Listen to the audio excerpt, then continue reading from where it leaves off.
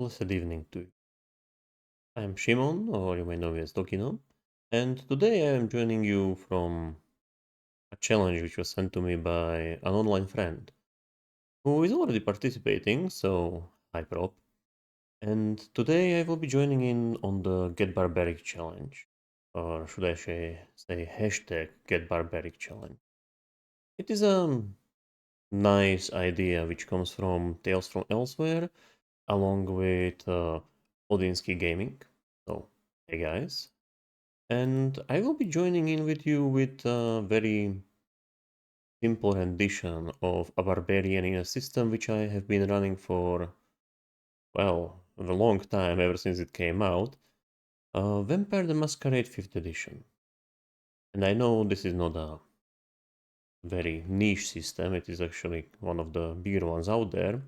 But from my personal creations, I'm aiming for either system neutral or agnostic, whatever you wish to call it. And I've been making LARPs and events within World of Darkness for also quite some time. So, without further ado, let's see and meet our barbarian.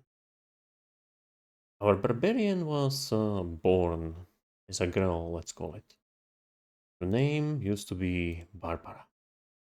And given how she has gone away into the night, she will forever be known as Barbie.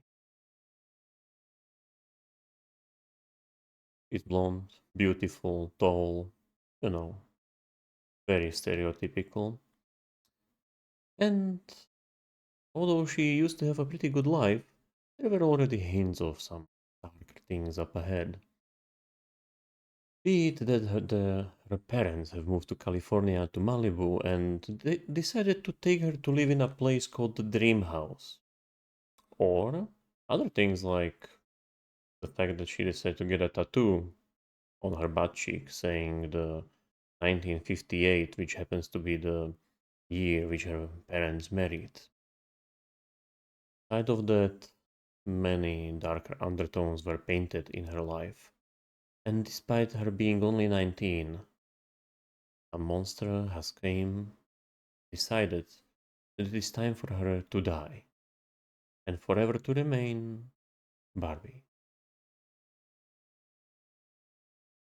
So, what does a 19-year-old forever do with her new unlife? Let's focus on some things.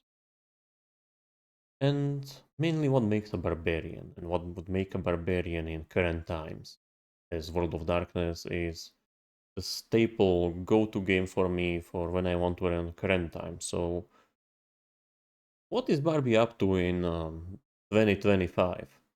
Despite being born in 1959, same year when the doll came out, and yeah, she is based on Barbie. That's the entire joke.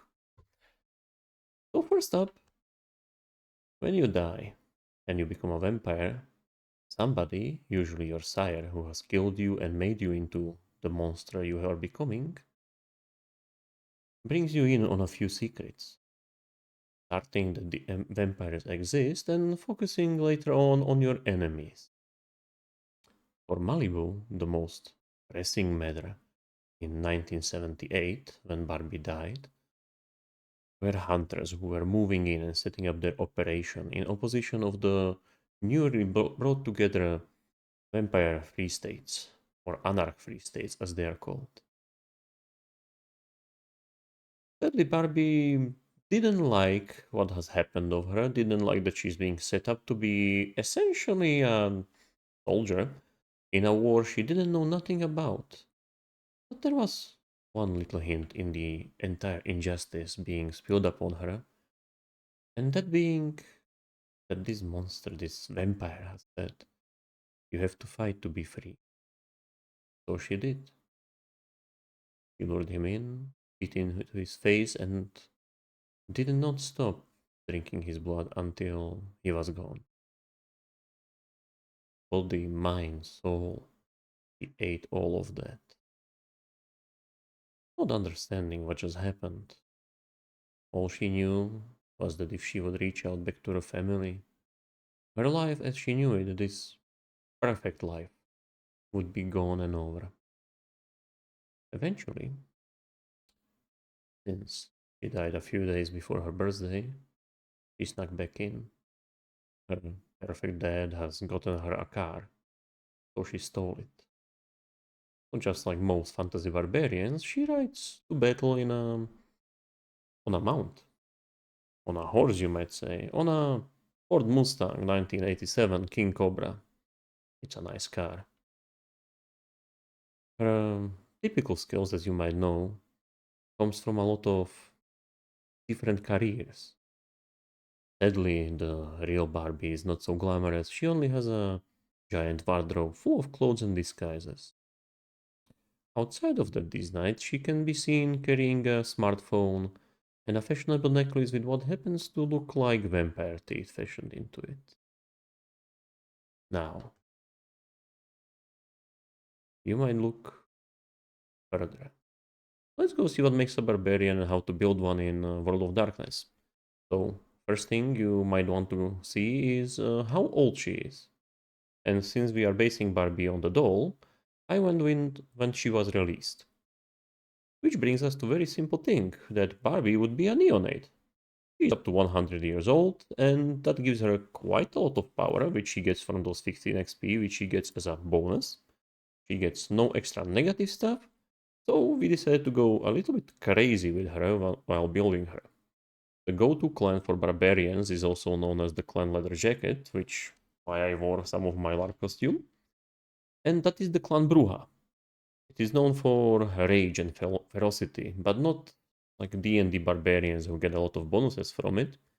More like this is their curse. They can lose control, they can rage, they can destroy the things which they love, which they care about. Her sire is not important in her story anymore. What is important is that she destroyed her. Well, depends on who you are running and for. And the fact that she destroyed the sire means she's going to have a lot of trouble with more order-keeping factions, like the Camarilla, while others like the Anarchs might support her very much. Every character needs some ambition and desire. These are long-term and short-term goals. So, given that Barbie is still the perfect girl Barbie, except a bloodthirsty vampire these days, or nights, she would love to go to a dance club. Simple, doable, helps you regenerate your willpower, which is very useful for a barbarian.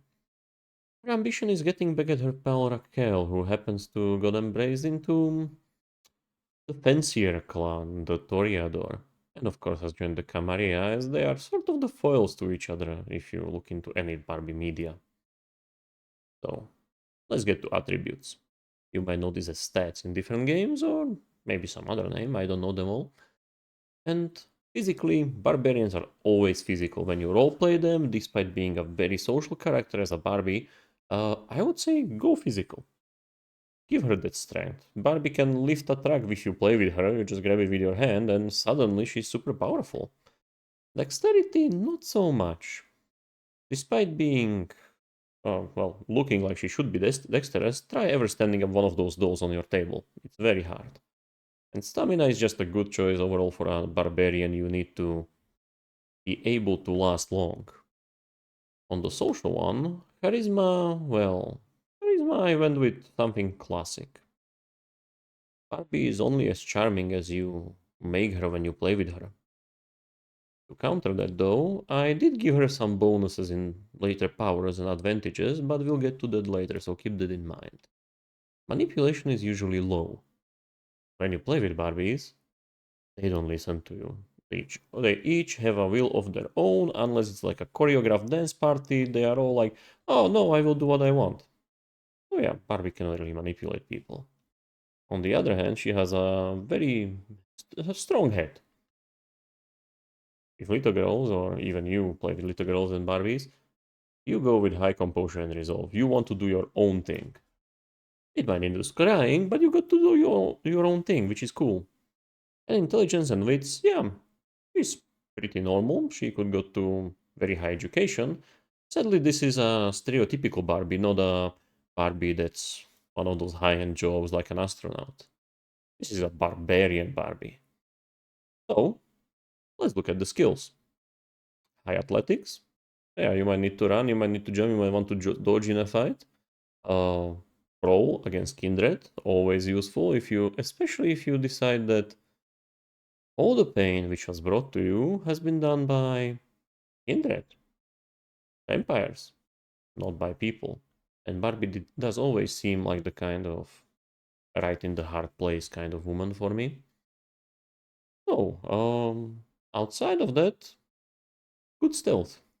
Because this is whatever she uses to pass as all of those other careers. You have to give that to her. Outside of that, performance dance would make a lot of sense, and the other things are there to help her be efficient in direct fighting and opposing the vampire dark super state. And also the other minor things like being able to keep her car running. Given that Barbie might live in a dream house, which she most likely inherited after her parents have passed, but she doesn't really have a lot of money, so to say, resources. Following that down, let's get to important role playing stuff for Vampire the Masquerade, as it is mostly a role player's game, not a roller's game, if you know what I'm speaking about. It's not really level based, so you don't have such a direct progression, but it's skill based. So you're building the character bit by bit, making it into what the story and you shape it into. Let's start by chronicle tenets. Never deny true love. The guilty should suffer, and uphold the norms of decent society are basic social rules. If you break them, you start getting some humanity stains, start to lose the control of your character as the beast slowly takes over. To help you combat these conditions, you have touchstones and convictions. They are helping you find a person who signifies something important for your character, or somebody who makes them feel important, and a value which they represent. Once again, we are going to steal from the Barbie. Mitch Kennedy, the pregnant friend, always aid women in need. A barbarian, by the end of the day, no matter how brutal they are in what they do, should have a high moral standard. It makes a nice foil to all that rage, especially if your setting is filled with terrible, awful monsters, who are not monsters only in a way that they need to drink blood and avoid sunlight, but are monsters in, yeah, being manipulative and highly corruptible, and corrupting others helps you rule the world forever. The other touchstone, the other important person in Barbie's life is most likely Ken Carson. The fool who is in love with her, but she might not be with him. The moral or the conviction which he would represent for me would be protect the innocent from harm. Because by the end, Ken is one of the most innocent dolls in the entire Barbie world.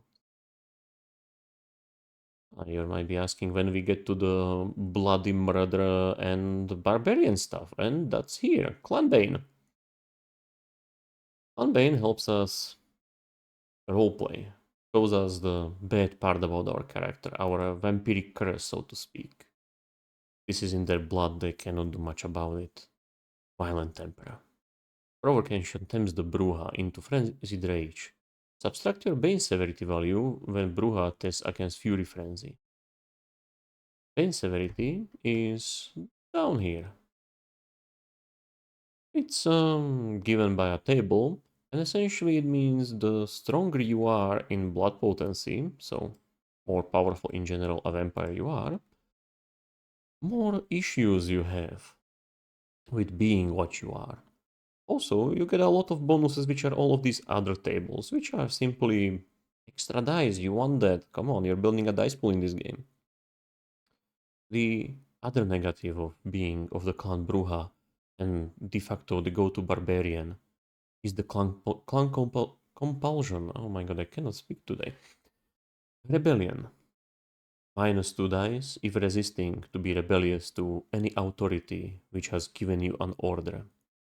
The compulsion is not active always, but when somebody acts against you, against your values, or you just happen to have terrible luck in blood dice, you have to abide. abide by it. You have to rebel. You have to tell your boss to take a hike. And if you don't, well, -2 dice penalty on everything else you are trying to do. Before we go to disciplines, and these are our magic vampire powers, let's look a little bit on the health. We took 3 stamina, we have 6 health, which is very good for a starting character. For willpower, we have composure 3, willpower 3, which is also 6 willpower. So Barbie is quite tanky, and yeah, when you play with Barbies, you can throw them against the wall and they will be just fine. Hunger 1 is standard, humanity 6. Standard is 7. 6 is more of a mindset of things and people can break if you do the right thing. So she still believes a little bit of self-righteousness. And as she feeds on vampires, as most people don't, that means she is less human. Humanity does not represent how good a person you are. It doesn't represent if you are balanced with yourself and have a healthy diet. No. Humanity represents how much human-like you are. Now let's go to the fun part, the disciplines, at least mechanical fun part, if you like these kinds of things more than your roleplay. And that would be celerity, which is usually having inhumanly fast reflexes, being agile, etc. For Barbie, and given that Barbie is a fighter, a barbarian, she should have rapid reflexes. She can dodge bullets without cover, so yeah, Matrix style. Next up, we have potence. Potence is being stronger than average human, so super strength. First power, though not combative, more reflecting the nature of Barbie. If you ever notice how they move around the dollhouses, they just jump story to story. She can jump 3 times, her potence rating in meters. So, in 2 dots, that means she can jump 6 meters, no problem. Enjoy. Even the other power is prowess. You add your potency to strength and brawl checks. Suddenly, she deals a very nasty number of damage. Let's say she's going to punch a vampire. 4 plus 3 plus bonus for kindred, that's 8, plus potence rating, that's 10, and she can still use blood surge to add plus 2 dice, that's 12. Starting character, very nasty. Let's go to another power, presence. Presence is very important for anything doll based. Come on, it's all about being able to emanate who you're playing. Presence is a power about playing with emotion, other people's emotion, to be exact. I gave her 2 starting abilities, which are just the very useful ones, not something for specific and highly powerful in the specific situation. A, which allows you to attract attention, be more charismatic, be more persuasive, be better at performing. And Daunt, be intimidating and scary. Which she's going to use. She has some plans of murdering some vampires last time I checked in with her. Lastly, we have Protean. Something which Bruja usually don't get. But given that our Bruja, our Barbie, has been feeding on other vampires, Protean the power to shapeshift and change the nature of what you are seems most adequate. Weight of the feather allows her to change her body weight to that one of a feather. She can jump over the tallest buildings and fall without any fall damage. If not prepared, she might need to roll wits plus survival. And given that Barbie does like to go camping, she should have some survival. And she's not a dummy who doesn't get things, so dice pool of 4 with 1 success required to save your life is very good. Now then, we've been through the biography, the possession, and some notes. Now let's look at my very helpful, especially for storytellers, game masters, whatever you call yourselves, advantages and flaws. Advantages can be split up into backgrounds and merits. Backgrounds are more tangible. For her it's retainer Skipper, her teenage little buddy who lives with her, helps her around the house, and usually answers phone calls when nobody is there and spends a lot of money on cable and I don't want to know her spending habits on microtransactions. So, yeah, she's helpful, she's reliable, but she's weak, she's just a teen. But Barbie is stunning, even by today's standards. Like, if you meet such a woman, she is going to have some social advantage. For looks stunning, for 4 dots out of the 7 you get plus 2 dice for any social roles which you are interacting with people who can see you, smell you, are in your general presence. So that's a direct buff to all of the things we invested into having more physical oriented Barbie. Barbarian, yeah. Next up we have flaws. My favorite part, the terrible issues which you have to solve. And here we have Dark Secret Diabolist. She has basically committed, well, diablerie. It's like cannibalism, but you eat the soul as well. Next up, it's pre-exclusion mortals too. In this case, we are looking at a problem that she cannot eat mortal blood. Not animal blood, nobody, only the supernatural beings which classify as immortal. Usually vampires and even more crazier things. Her haven is the dream house. And yeah, it's a house in Malibu. We will not go into the darker things which imply such a name, because she has made it into a nice living space. Although, as I'm seeing it right now, we forgot to add the two issues which she should get from being a vampire. Because these two, Diableries and Exclusion Mortals, those are from deciding of eating only vampires, which has already scored her an extra blood potency dot.